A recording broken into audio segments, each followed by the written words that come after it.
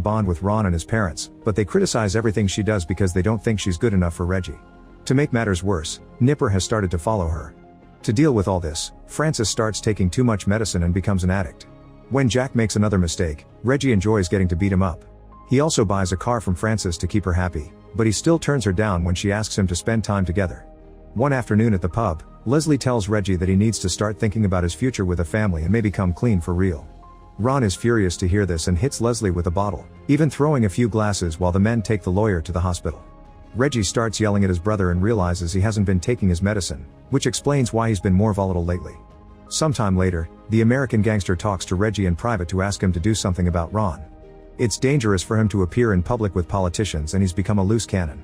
However, Reggie refuses to let his brother down. When he gets home, he doesn't even say hi to Francis.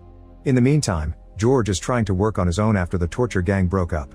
He enters the Craze territory and beats up the owner of an important warehouse. The next day the man asks Ron for protection, so Ron goes on a rant about people who suck at their jobs and agrees to kill George if the warehouse owner pays him well. That night, Ron enters a pub and shoots George in the head right in front of everyone.